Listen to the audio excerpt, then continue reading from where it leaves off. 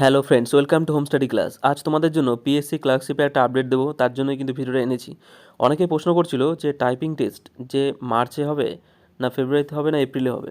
তো এটা নিয়ে অনেকেই কিন্তু এখন রয়েছে যে প্রিপারেশান, অনেকেই বলছে দাদা যে প্রিপারেশান তো আমাদের অনেকটাই কমপ্লিট, কিন্তু টাইপিং টেস্ট কবে হবে সেটাই এখন অনিশ্চিত একটা রয়েছে। তবে আমি বলবো যে খুব দেরি হবে না। তো এখানে যেটা জানানো হচ্ছে অফিস থেকে, সেটাই আমি তোমাদের জানাবো এবং তার কারণটাও কিন্তু আমি জানিয়ে দেবো। দেখো, প্রথম বলছে যে ক্লার্কশিপের যে ডকুমেন্ট ভেরিফিকেশন সেটা কিন্তু এখনও চলছে। তবে যাদের কোনো প্রবলেম হয়েছে বা কোনো ভুল হয়েছে, পিএসসি কিন্তু তাদেরকে ফোন করে এবং ইমেল করে কিন্তু তাদেরকে ডেকে নিচ্ছে। তো বুঝতেই পারছো এক্ষেত্রে কিন্তু একটু লেট কিন্তু হবেই। আর তাই এখানে বলা হচ্ছে যে ডকুমেন্টস ভেরিফিকেশন শেষ হতে ফেব্রুয়ারির দ্বিতীয় সপ্তাহ চলে যেতে পারে। তো এর কারণ বলছে যে দপ্তর থেকে যে কোভিড স্টাফ কম।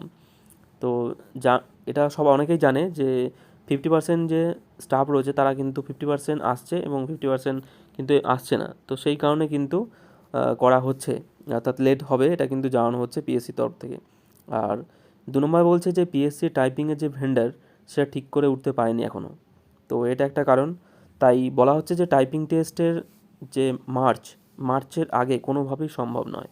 তো তোমরা ধরে নিতে পারো মার্চের শেষের দিকে অথবা এপ্রিলের ফার্স্ট উইকে কিন্তু তোমাদের হয়ে যাবে। যারা প্রিপারেশান নিচ্ছ অর্থাৎ টাইপিং টেস্ট করছো, তারা কিন্তু ভালো করে প্রিপারেশান, অর্থাৎ তোমাদের যে টাইপিং টেস্টের স্কেল রয়েছে সেটা কিন্তু অবশ্যই ভালো করে প্র্যাকটিস করো, তাহলে কিন্তু তোমাদের অনেকটাই তোমরা এগিয়ে থাকবে। এবং টাইপিং টেস্টের যাই হোক, তোমরা পিছপা হবে না, তোমরা কিন্তু থামিয়ে দেবে না, তোমরা তোমাদের টাইপিং টেস্ট করে যাও, তাহলে কিন্তু তোমাদের টাইপিং টেস্ট যখনই হবে তোমাদের কোনো অসুবিধা কিন্তু হবে না, ঠিক আছে?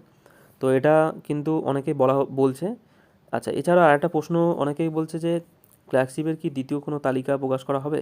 তো দপ্তর থেকে কিন্তু একদম জানানো হয়েছে যে ক্লার্কশিপের কোনো দ্বিতীয় তালিকা কিন্তু প্রকাশ করা হবে না। কারণ তাই জন্যই কিন্তু 1:4 যেটা ডাকা হয়েছে, ঠিক আছে? তার জন্যই কিন্তু ডাকা হয়েছে যে 1:4, অর্থাৎ 1.4 আর কি বলতে পারো। তো ডাকা হয়েছে কিন্তু এই কারণেই, অর্থাৎ বেশি করে ডাকা হয়েছে এই কারণেই, ঠিক আছে? অর্থাৎ 9,000, আমরা জানি যে 9,000 প্লাস কিন্তু পাস করানো হয়েছে, কিন্তু সিট কিন্তু 7,000। তো এর কারণেই কিন্তু অনেকে কিন্তু বাদ যাবে। তো তোমরা টাইপিং টেস্টে যারা রয়েছে তারা খুব ভালো করে টাইপিং টেস্ট করো। আর অনেকে এখান থেকে প্রায় 1200 নাকি 1300 মতো প্রায় কিন্তু টাইপিং টেস্টে কিন্তু ডকুমেন্ট ভেরিফিকেশান করেনি। তো হয়তো তারা অন্য কোনো চাকরি পেয়ে গেছে। তো যারা এই 9,000-এর মধ্যে রয়েছো তারা কিন্তু অনেকটা চান্স রয়েছে।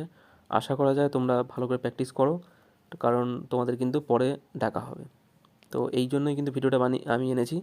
আশা করা যায় তোমরা বুঝতে পেরেছো সম্পূর্ণ। আর যদি এই ধরনের আপডেট পেতে তাহলে অবশ্যই কিন্তু চ্যানেলটিকে সাবস্ক্রাইব করো এবং বেল আইকনটিকে অন করে রাখো। ধন্যবাদ।